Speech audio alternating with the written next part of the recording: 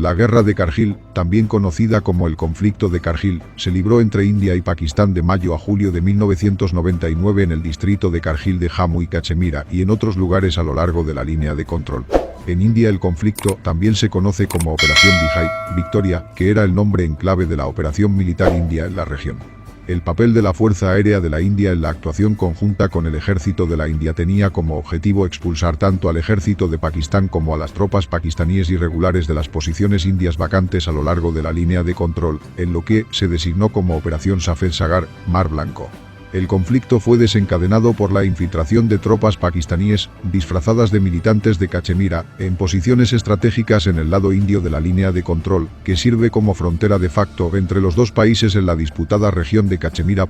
Durante sus etapas iniciales Pakistán culpó por completo de los combates a los insurgentes independientes de Cachemira, pero los documentos dejados por las bajas y las declaraciones posteriores del primer ministro y el jefe del Estado Mayor del Ejército de Pakistán mostraron la participación de las fuerzas paramilitares pakistaníes, dirigido por el general Ashraf Rashid. El ejército indio, luego apoyado por la Fuerza Aérea India, recuperó la mayoría de las posiciones en el lado indio de la línea de control. Frente a la oposición diplomática internacional, las fuerzas pakistaníes se retiraron de todas las posiciones indias restantes a lo largo de la línea de control. La guerra de Kargil es el ejemplo más reciente de guerra a gran altura en terreno montañoso, y como tal, planteó importantes problemas logísticos para los bandos combatientes. También marca uno de los dos únicos casos de guerra convencional de entre estados con armas nucleares, junto con el conflicto fronterizo chino-soviético.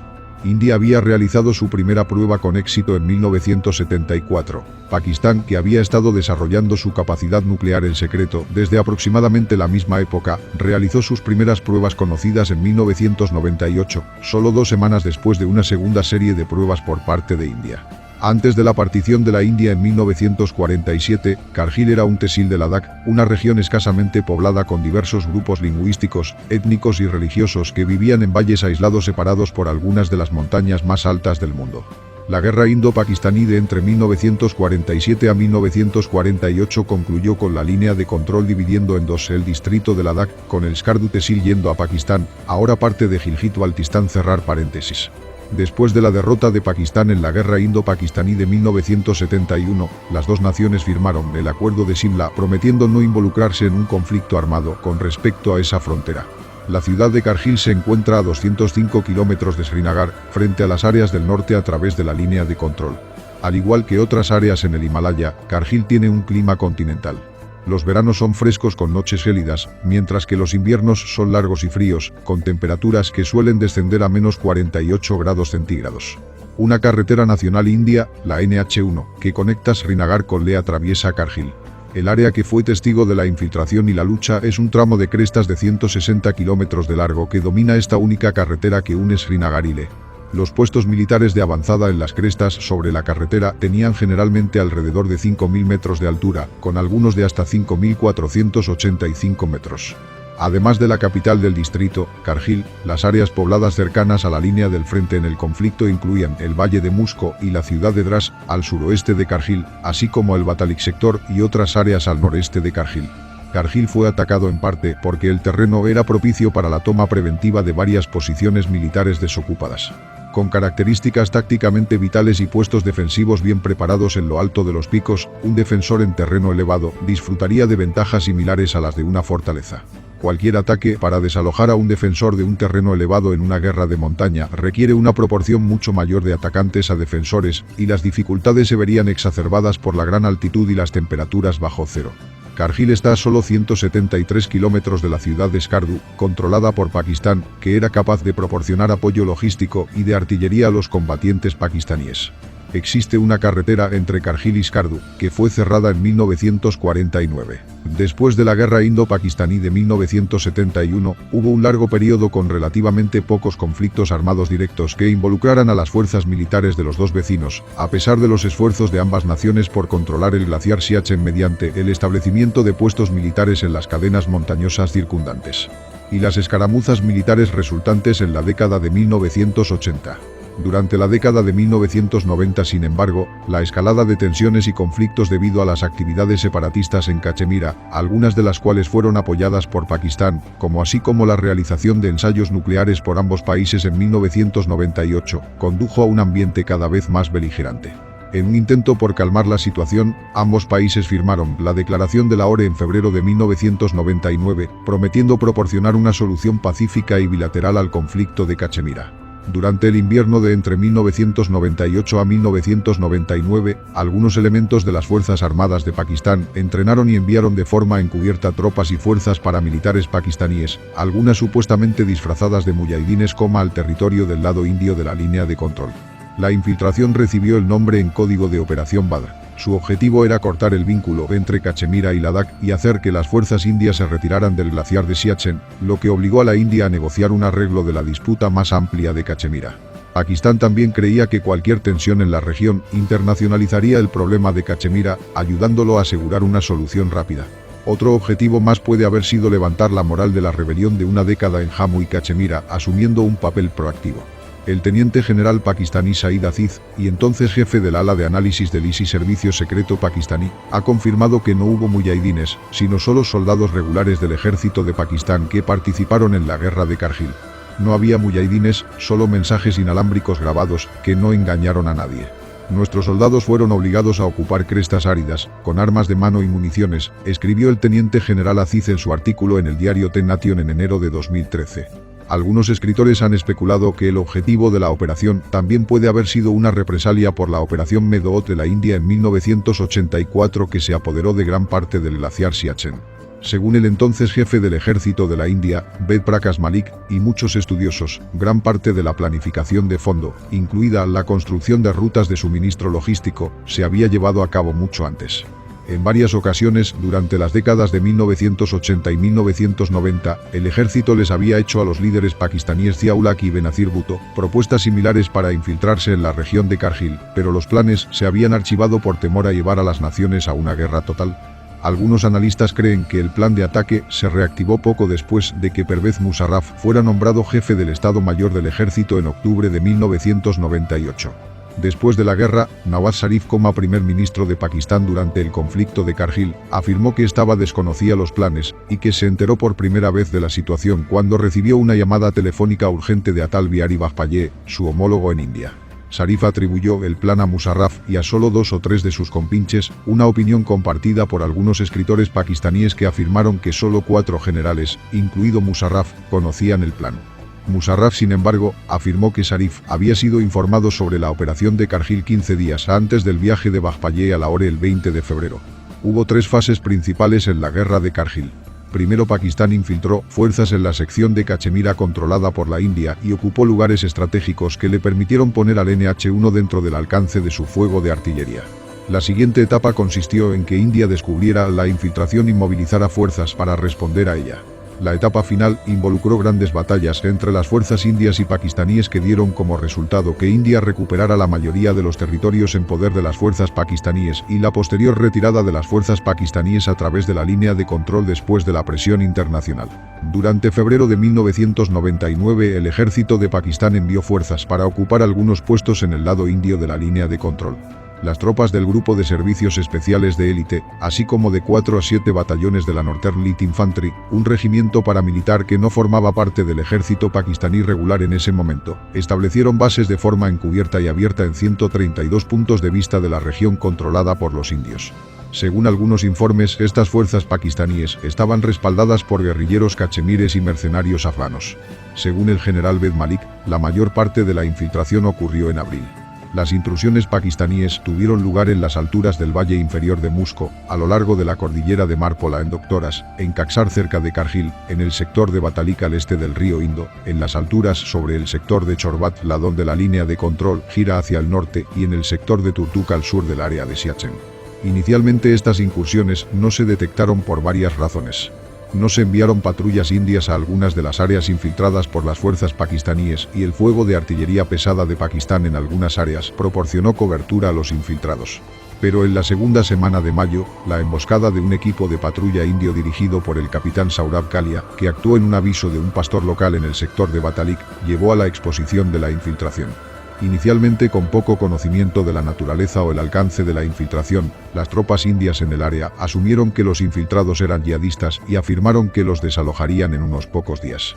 El posterior descubrimiento de infiltración en otros lugares a lo largo de la línea de control y la diferencia en las tácticas empleadas por los infiltrados hicieron que el ejército indio se diera cuenta de que el plan de ataque era a una escala mucho mayor. El área total ocupada por la entrada se acepta generalmente entre 130 y 200 kilómetros cuadrados. La India respondió con la Operación Vijay, una movilización de 200.000 soldados indios. Sin embargo, debido a la naturaleza del terreno, no se pudieron montar operaciones de división y cuerpo. Los combates posteriores se llevaron a cabo principalmente a nivel de brigada o batallón. En efecto, se desplegaron en la zona de conflicto 2 divisiones del ejército indio, que suman 20.000, más varios miles de las fuerzas paramilitares de la India y la Fuerza Aérea. El número total de soldados indios que participaron en la operación militar en el sector de Kargil Dras fue así cerca de 30.000. El número de infiltrados, incluidos los que brindan respaldo logístico, se ha estimado en aproximadamente 5.000 en el punto álgido del conflicto. Esta cifra incluye tropas de Cachemira administrada por Pakistán que proporcionaron apoyo de artillería adicional. La Fuerza Aérea India lanzó la Operación Safed Sagar en apoyo de la movilización de las fuerzas terrestres indias el 26 de mayo. La India autorizó el uso limitado de Air Power solo el 25 de mayo, por temor a una escalada indeseable, con el decreto de que los aviones de combate de la Fuerza Aérea India no cruzarían la línea de control bajo ninguna circunstancia. Esta fue la primera vez que se libró una guerra aérea en altitudes tan altas en todo el mundo, con objetivos en altitudes entre 1.800 y 5.500 metros sobre el nivel del mar. El aire enrarecido a estas altitudes afectó las trayectorias balísticas de las armas aire-tierra, como cohetes, bombas tontas y guiadas por láser. No hubo ninguna oposición por parte de la Fuerza Aérea de Pakistán, lo que dejó a la Fuerza Aérea India libre para llevar a cabo sus ataques con impunidad. El dominio aéreo total de la Fuerza Aérea India le dio a la tripulación suficiente tiempo para modificar los índices de puntería y las técnicas de disparo, aumentando su efectividad durante la guerra a gran altura. Las malas condiciones meteorológicas y las limitaciones de alcance afectaron de forma intermitente la carga de bombas y el número de pistas de aterrizaje que podían utilizarse, a excepción de la flota Mirage 2000, que inició operaciones el 30 de mayo. La Marina India también se preparó para bloquear los puertos pakistaníes, principalmente el puerto de Karachi, para cortar las rutas de suministro bajo la Operación Talwar. Las flotas occidental y oriental de la Armada de la India se unieron en el mar Arábigo del Norte y comenzaron patrullas agresivas y amenazaron con cortar el comercio marítimo de Pakistán. Esto explotó la dependencia de Pakistán del petróleo y los flujos comerciales basados en el mar. Más tarde, entonces primer ministro de Pakistán Nawaz Sharif reveló que Pakistán se quedó con solo 6 días de combustible para sostenerse si hubiera estallado una guerra a gran escala. El terreno de Cachemira es montañoso y se encuentra a gran altura. Incluso las mejores carreteras, como la Carretera Nacional Primera, India NH1, de Srinagar a Leh, tienen solo 2 carriles. El terreno accidentado y las carreteras estrechas redujeron la velocidad del tráfico y la gran altitud, que afectó la capacidad de los aviones para transportar cargas, hizo que el control de la NH1, el tramo real de la carretera que estaba bajo fuego pakistaní, fuera una prioridad para India. Desde sus más de 130 puestos de observación ocupados de forma encubierta, las fuerzas pakistaníes tenían una línea de visión despejada para lanzar fuego de artillería indirecta en NH1, causando numerosas bajas a los indios. Este fue un problema grave para el ejército indio, ya que la carretera era la principal ruta logística y de suministro. El bombardeo pakistaní de la carretera principal amenazó con aislarle, aunque existía una carretera alternativa, y más larga, a Leh a través de Himachal Pradesh, la autopista Leh-Manali. Los infiltrados, además de estar equipados con armas cortas y lanzagranadas, también estaban armados con morteros, artillería y cañones antiaéreos. Muchos puestos también fueron fuertemente minados, y India declaró más tarde haber recuperado más de 8.000 minas antipersonal según un informe de ICBL. El reconocimiento de Pakistán se realizó a través de vehículos aéreos no tripulados y radares anti-PK-36 Firefinder suministrados por Estados Unidos. Los ataques indios iniciales tenían como objetivo controlar las colinas que dan a la NH1, dando alta prioridad a los tramos de la carretera cerca de la ciudad de Kargil. La mayoría de los puestos a lo largo de la línea de control estaban adyacentes a la carretera y, por lo tanto, la recuperación de casi todos los puestos infiltrados aumentó tanto las ganancias territoriales como la seguridad de la carretera. La protección de esta ruta y la recuperación de los puestos de avanzada fueron, por lo tanto, objetivos continuos durante toda la guerra. La primera prioridad del ejército indio era recuperar los picos que se encontraban en las inmediaciones de NH1. Esto resultó en que las tropas indias atacaran primero el complejo Tijeri y Tololin en Doctoras, que dominaba las rutas Srinagarle. Esto pronto fue seguido por el subsector Batalik Turtok, que proporcionó acceso al glaciar Siachen. Algunos de los picos que fueron de vital importancia estratégica para las tropas defensivas pakistaníes fueron el punto 4590 y el punto 5353. Mientras que 4590 era el punto más cercano que tenía una vista de NH1, el punto 5353 era la característica más alta en el sector de Doctoras, lo que permitía a las tropas pakistaníes observar NH1. La reconquista del punto 4590 por parte de las tropas indias el 14 de junio fue significativa, a pesar de que provocó que el ejército indio sufriera la mayor cantidad de bajas en una sola batalla durante el conflicto. Aunque la mayoría de los puestos en las cercanías de la carretera fueron despejados a mediados de junio, algunas partes de la carretera cerca de Dras fueron testigos de bombardeos esporádicos hasta el final de la guerra. Una vez que India recuperó el control de las colinas que dominan la NH1, el ejército indio se dedicó a hacer retroceder a la fuerza invasora a través de la línea de control. La batalla de Tololin, entre otros asaltos, inclinó lentamente el combate a favor de la India. Las tropas pakistaníes en Tololin fueron ayudadas por combatientes pakistaníes de Cachemira. Algunos de los puestos opusieron una fuerte resistencia, incluido Tijeri, punto 5140, que cayó solo más tarde en la guerra. Las tropas indias encontraron soldados pakistaníes bien atrincherados en Tijeri, y ambos bandos sufrieron numerosas bajas. Después de un asalto final en el pico en el que murieron 10 soldados pakistaníes y 5 soldados indios, Tijeri finalmente cayó. Algunos de los asaltos ocurrieron en la cima de picos hasta ahora desconocidos, la mayoría de ellos sin nombre, con solo números de punto para diferenciarlos, que fueron testigos de feroces combate cuerpo a cuerpo. Como la operación estaba en pleno desarrollo, se trajeron alrededor de 250 cañones de artillería para despejar a los infiltrados en los puestos que estaban en la línea de visión. El obús de campo Bofors FH-77B desempeñó un papel vital y los artilleros indios aprovecharon al máximo el terreno. Sin embargo, su éxito se vio limitado en otros lugares debido a la falta de espacio y profundidad para desplegarlo. La Fuerza Aérea de la India recibió la tarea de actuar conjuntamente con las tropas terrestres el 25 de mayo.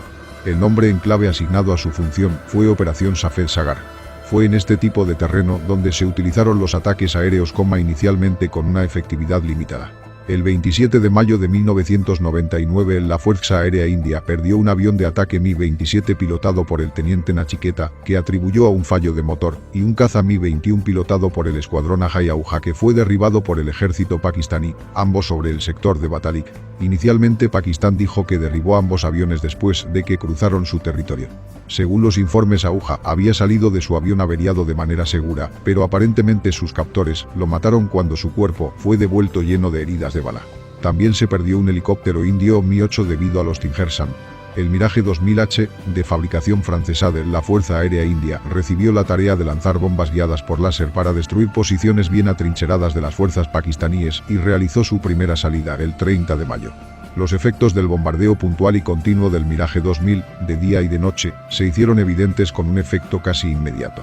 En muchos puntos vitales ni la artillería ni el poder aéreo pudieron desalojar los puestos avanzados tripulados por los soldados pakistaníes, que estaban fuera del alcance visible. El ejército indio montó algunos asaltos terrestres frontales directos que fueron lentos y cobraron un alto precio debido al empinado ascenso que tuvo que realizarse en picos de hasta 5.500 metros. Dado que cualquier ataque a la luz del día sería suicida, todos los avances debían realizarse al amparo de la oscuridad, lo que aumentaba el riesgo de congelación. Teniendo en cuenta el factor de sensación térmica, las temperaturas a menudo eran tan bajas como -15 a -11 grados centígrados cerca de las cimas de las montañas. Basado en tácticas militares, gran parte de los costosos ataques frontales por los indios podría haberse evitado si el ejército indio hubiera elegido bloquear la ruta de suministro de la fuerza opuesta, creando un asedio. Tal movimiento habría implicado que las tropas indias cruzaran la línea de control e iniciaran ataques aéreos en suelo pakistaní. Sin embargo, una maniobra que India no estaba dispuesta a realizar debido a la probable expansión del teatro de guerra y la reducción del apoyo internacional a su causa.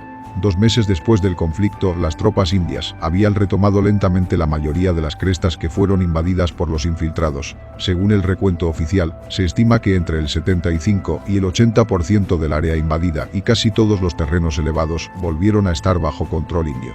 Tras el estallido de los enfrentamientos armados, Pakistán buscó la ayuda de Estados Unidos para reducir la intensidad del conflicto. Se informó que la inteligencia estadounidense había captado imágenes de los movimientos pakistaníes de armas nucleares para enviar despliegues por temor a que las hostilidades de Kargil se convirtieran en un conflicto más amplio. Sin embargo, desde los Estados Unidos se negó a intervenir hasta que Pakistán hubiera retirado todas las fuerzas del lado indio de la línea de control. Tras el acuerdo de Washington del 4 de julio de 1999, cuando Sharif acordó retirar las tropas pakistaníes, la mayor parte de los combates se detuvieron gradualmente, pero algunas fuerzas pakistaníes permanecieron en posiciones en el lado indio de la línea de control. Además, el Consejo de la Jihad Unida, un paraguas para los grupos extremistas, rechazó el plan pakistaní de repliegue y decidió seguir luchando.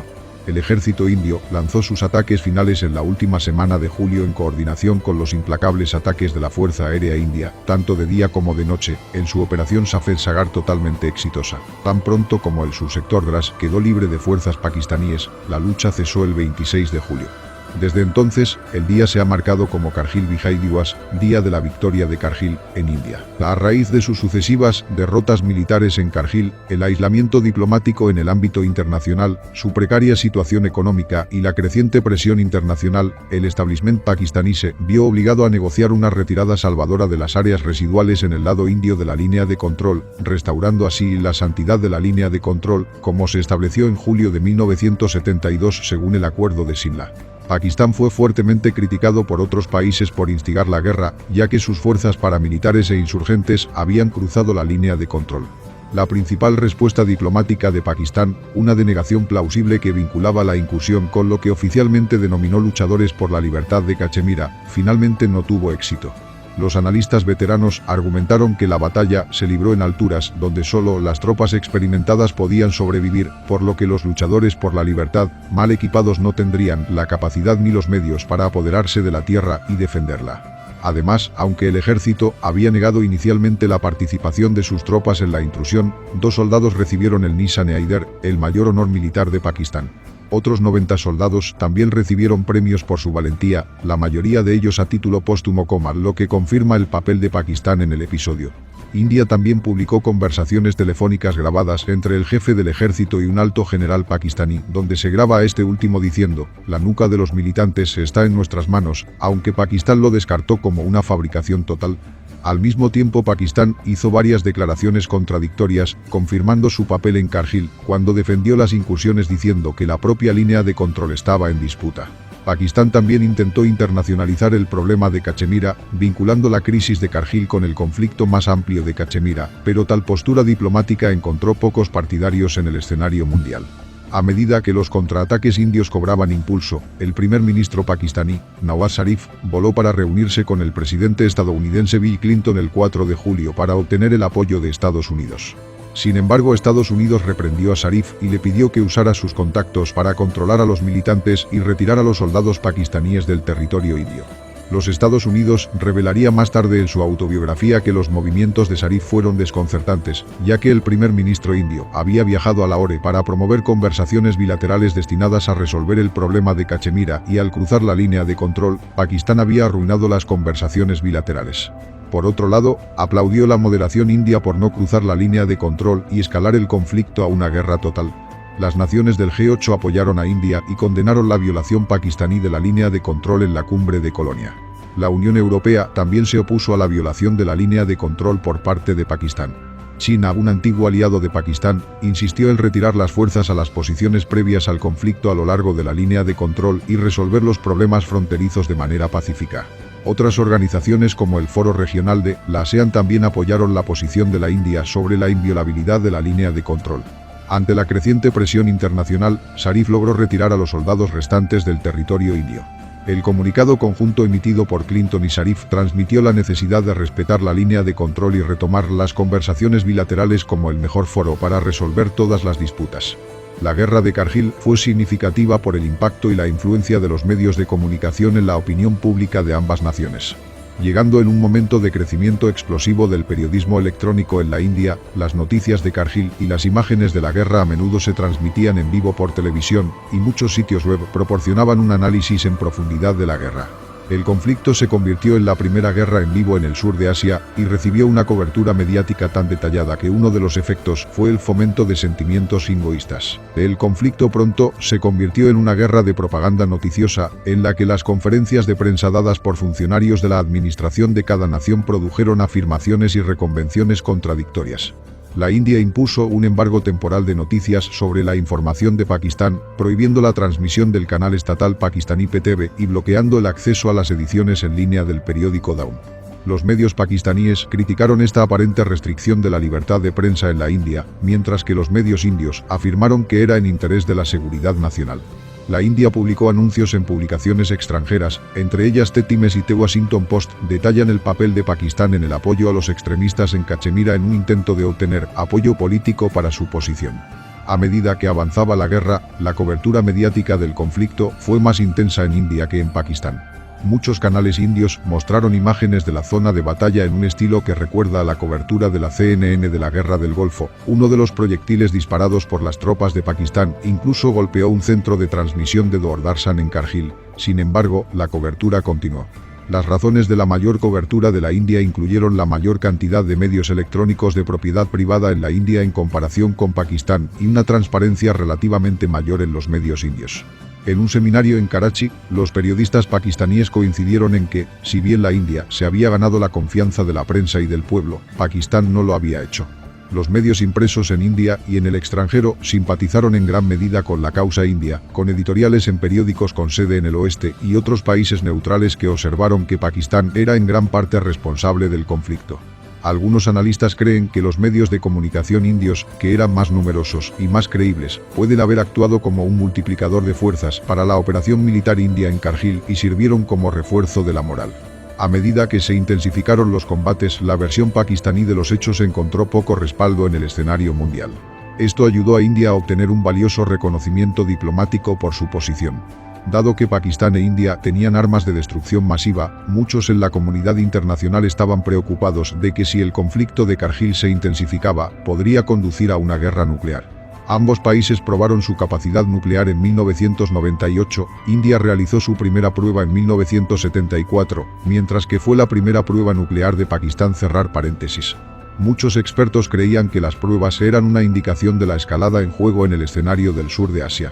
Cuando el conflicto de Kargil comenzó apenas un año después de las pruebas nucleares, muchas naciones deseaban terminarlo antes de que se intensificara. Las preocupaciones internacionales aumentaron cuando el secretario de Relaciones Exteriores de Pakistán, Shamsad Ahmad, hizo una declaración el 31 de mayo advirtiendo que una escalada del conflicto limitado podría llevar a Pakistán a usar cualquier arma en su arsenal. Esto se interpretó de inmediato como una amenaza de represalia nuclear por parte de Pakistán en caso de una guerra prolongada, y la creencia se reforzó cuando el líder del Senado de Pakistán señaló: el propósito de desarrollar armas no tiene sentido si no se utilizan cuando son necesarios. Muchas declaraciones ambiguas de este tipo de funcionarios de ambos países fueron vistas como advertencias de una crisis nuclear inminente en la que los combatientes considerarían el uso de sus arsenales nucleares limitados en una guerra nuclear táctica, en la creencia de que no habría terminado en destrucción mutua asegurada, como podría haber ocurrido en un conflicto nuclear entre los Estados Unidos y la Unión Soviética. Algunos expertos creen que después de las pruebas nucleares en 1998, las Fuerzas Armadas pakistaníes se animaron por su disuasión nuclear para aumentar notablemente la coerción contra la India.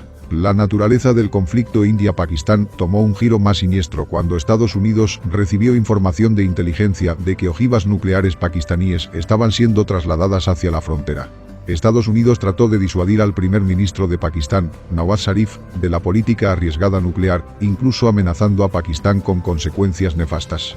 Según un funcionario de la Casa Blanca, Sharif parecía estar genuinamente sorprendido por este supuesto movimiento de misiles y respondió que India probablemente estaba planeando lo mismo.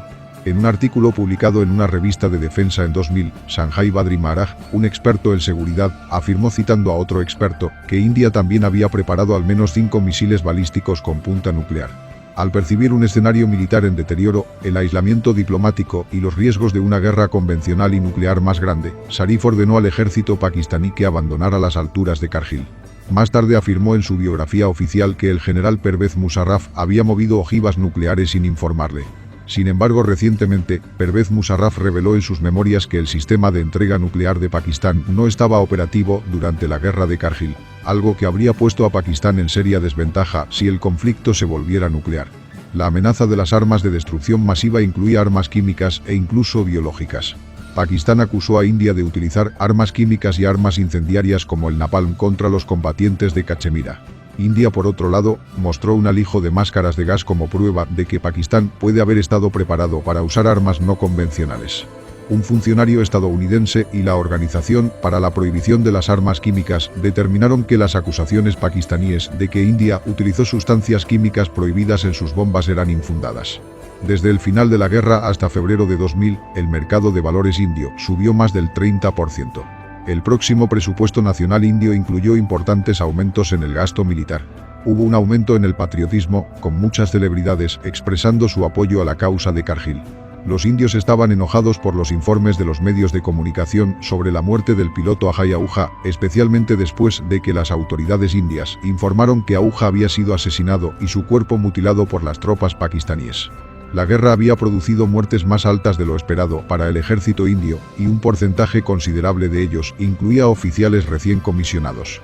Un mes después de la conclusión de la guerra de Kargil, el incidente del Atlántico, en el que India derribó un avión de la Armada de Pakistán, reavivó brevemente los temores de un conflicto entre los dos países. Después de la guerra, la India cortó los lazos con Pakistán y aumentó la preparación para la defensa. India aumentó su presupuesto de defensa mientras buscaba adquirir más equipos de última generación. Los medios informaron sobre irregularidades en adquisiciones militares y críticas a agencias de inteligencia como Research and Analysis Wing, que no pudieron predecir las intrusiones o la identidad/número de infiltrados durante la guerra. Un informe de evaluación interna de las Fuerzas Armadas, publicado en una revista india, mostró varias otras fallas, incluido un sentido de complacencia y no estar preparado para una guerra convencional en la presunción de que el nuclearismo mantendría la paz. También destacó las fallas en el mando y control, los niveles de tropas insuficientes y la escasez de armas de gran calibre como los Bofors. En 2006, el mariscal en jefe del aire retirado Tipnis alegó que el ejército indio no informó completamente al gobierno sobre las intrusiones y agregó que el jefe del ejército, Ved Prakash Malik, inicialmente se mostró reacio a utilizar toda la capacidad de ataque del ejército indio Air Force, solicitando en cambio solo apoyo de helicópteros artillados.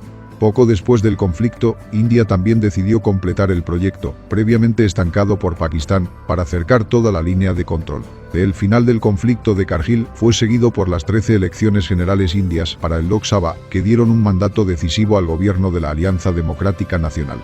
Fue reelegido para el poder entre septiembre y octubre de 1999 con una mayoría de 303 escaños de 545 en la Lok Sabha. En el frente diplomático, las relaciones indo-estadounidenses mejoraron, ya que Estados Unidos apreció los intentos indios de restringir el conflicto a un área geográfica limitada. Relaciones con Israel, que había ayudado discretamente a la India con el suministro de municiones y material, como vehículos aéreos no tripulados, bombas guiadas por láser y imágenes satelitales, también fueron reforzadas.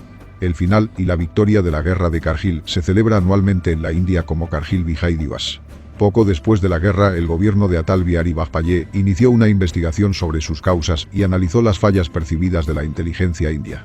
El Comité de Alto Poder estuvo presidido por el eminente analista de asuntos estratégicos Subramaniam y se le otorgaron poderes para entrevistar a cualquier persona con asociaciones actuales o pasadas con la seguridad india, incluidos los ex primeros ministros.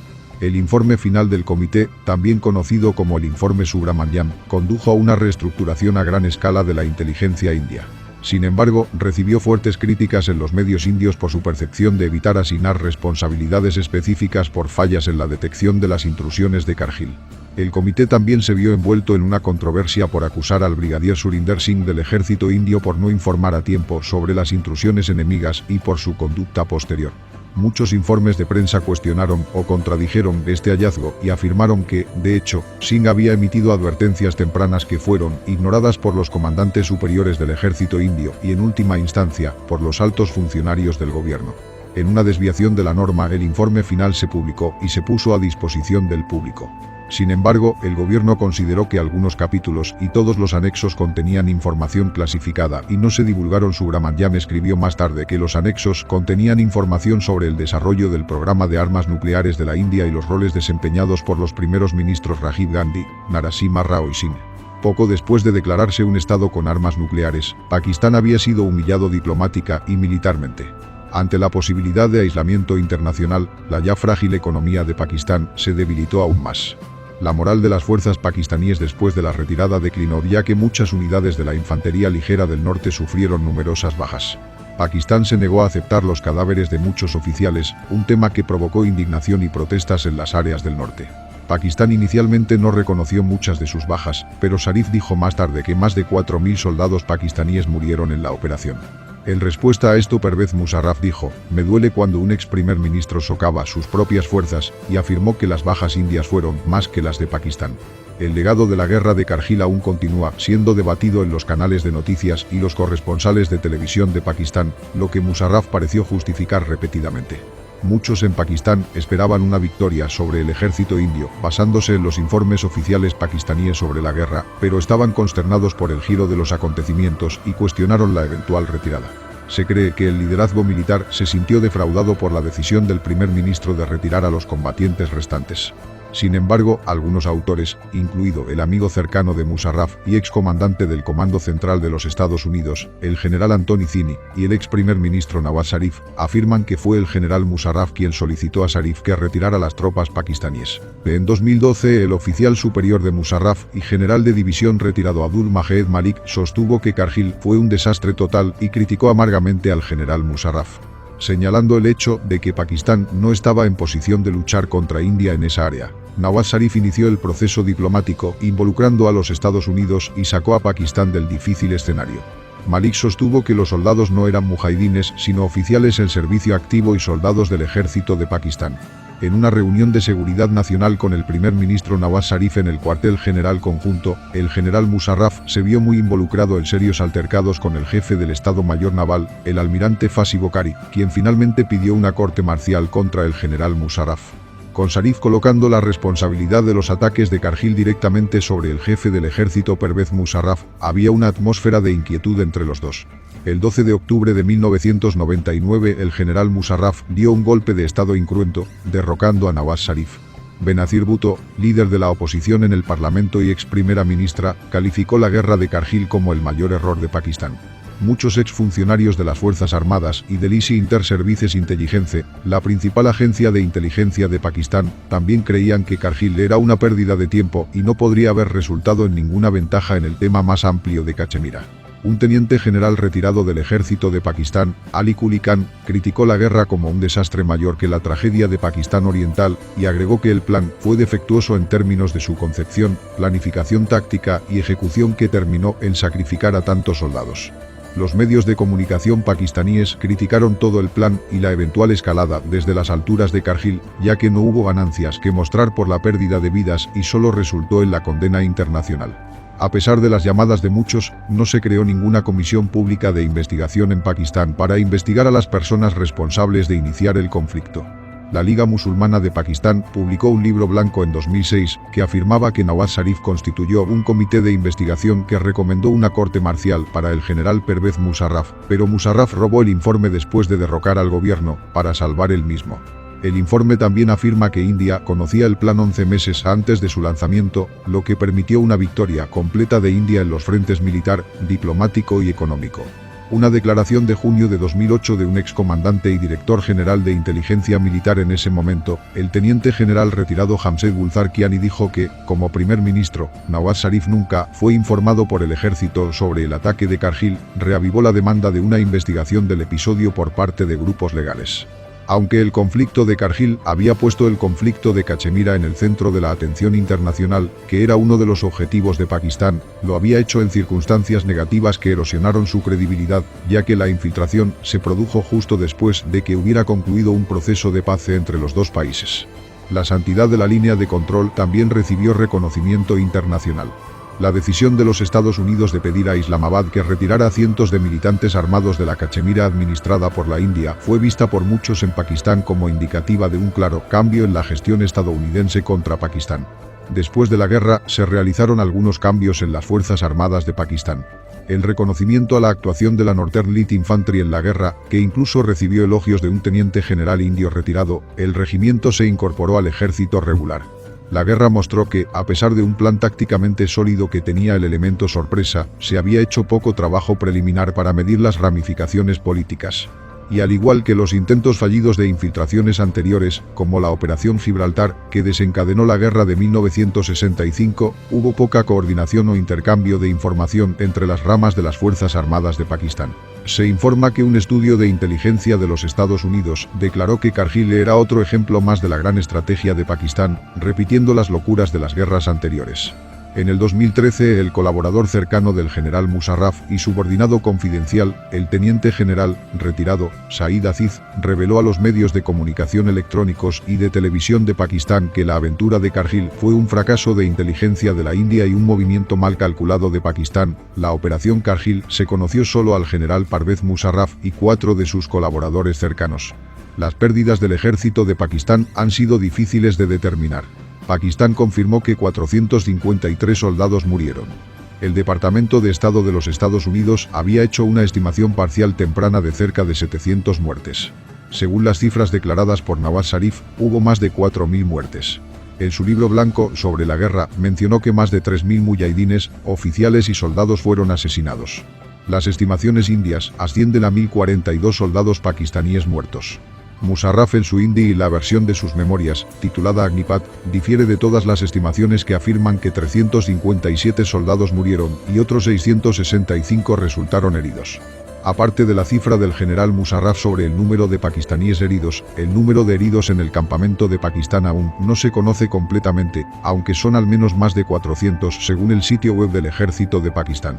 Un piloto indio fue capturado oficialmente durante los combates, mientras que hubo 8 soldados pakistaníes que fueron capturados durante los combates y fueron repatriados el 13 de agosto de 1999. India dio sus cifras oficiales de bajas como 527 muertos y 1.363 heridos. El Memorial de Guerra de Kargil, construido por el ejército indio, está ubicado en Doctoras, en las estribaciones de la colina Tolorin. El monumento, ubicado a unos 5 kilómetros del centro de la ciudad al otro lado de Tijeri, conmemora a los mártires de la guerra de Kargil.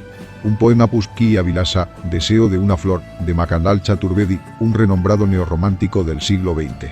Poeta hindi, está inscrito en la puerta de entrada del monumento, saluda a los visitantes. Los nombres de los soldados que perdieron la vida en la guerra están inscritos en el muro conmemorativo y los visitantes pueden leerlos.